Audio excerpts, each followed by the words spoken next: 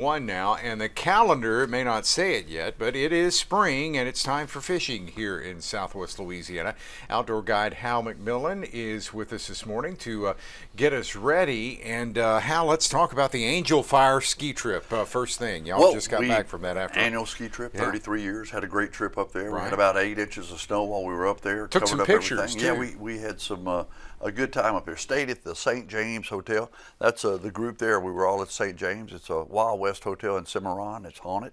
There's my truck all loaded up. We had about 8 or 9 inches of snow that night. Nice. Sue and I at Mardi Gras had a great Fat Tuesday party in the village house. Sue looks good, even next to you. Well, she helps me. Yeah. It's my daughter Amy and the band, Kevin Barton, Corey LeBert. We had a good Mardi Gras party. Had a really good time in Angel Fire. If you've never been up to the snow and enjoy something like snow skiing, always a good time with Hal's pals. Next year. Let's talk about fishing season. There's no official start of this, but when it starts warming up, folks get out. There is? Yeah, well, March 15th for the reserves. For Lacassine, right. But right now, John, and of course, a lot of your kin folks been up there fishing and stuff, but Toledo Bend's hot. I mean, the bass are moving into the shallow water. You got a good chance of catching some really nice bass, and also the white perch are biting up there. So Toledo Bend's been really good, and got a chance to get up there. You know, real quick, and we'll talk about it. If you catch a big bass, and you can catch a really nice, 8, 10, 12-pound bass sometimes in Toledo, and some really some big 10-pound bass at Lacassine. When you do those, measure them, measure the length, measure the girth, and then also weigh them.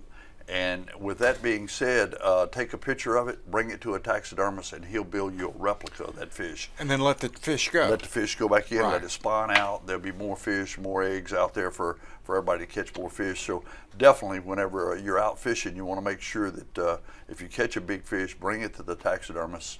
Steve German, my buddy, he's great at that. 50 years of work there. So, yeah. Talk about a meeting. Our friend Dickie Tanis sent us a note about an upcoming annual meeting related to the National Lacassine Wildlife Refuge, the fishing startup date. They have a Facebook page with about 7,000 anglers that comment on that, but there's a meeting that is coming up. First of all, let's talk about the opening on the 15th. Well, opening's going to be Wednesday the 15th, and this it's going to be crowded when you're down there. Opening day is always good. At this meeting, what they'll do is they go out, the biologists go out, and they'll give a report, and they actually shock the water, and the fish come up, and they can tell you, hey, some of the sizes they've been seeing, some of the locations. They can tell you about the trails, if anything's changed out there. You want to make sure, if you get an opportunity to go to this meeting, it's going to be on March 13th. Yeah, Monday night from 6 to 8 p.m. at the new Wildlife and Fisheries location on Tom Watson Road. So be sure and check that out. Yeah, you're going to learn a lot of stuff at that meeting. So. Big catch and release. You talked about the replica, and while we're talking about fishing, courtesy at the boat launch. Well, it's that time of year. It's going to be packed. Opening day in Lacassine and Sabine is always packed as the saltwater fishing is starting to pick up and starting to get really good right now. The redfish are biting at the jetties. So if you get a chance to go down to jetties, the big redfish are there. You can use shrimp. If you catch some live mullet, that's one of the best baits. You're going to have an opportunity to catch some fish there at the jetties.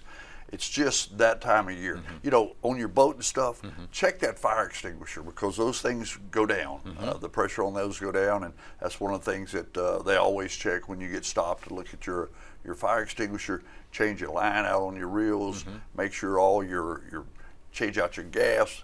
Get out there, try to run the boat. If you can take it out early and run it a little bit, that's going to help you a whole lot, because you don't want to get stranded out there. You don't want to just throw the boat in for the first time of the year and go fishing and be stranded. That's exactly. Right. Or your equipment. I mean, right. You don't want to set the hook on a big bass and on a redfish or something, and your line's brittle. So it's just that time to get everything ready. Good deal. Well, Hal, we'll see you next month, and we appreciate you taking time out from mayoring in Westlake. Yeah, that's a lot of fun. Helping us out on the outdoors. Okay, we'll have to talk about that Dino's one day. Donuts was here. Dino's, thank you, Dino's, once again for being right out to Greece. Right out of the grease, baby. It's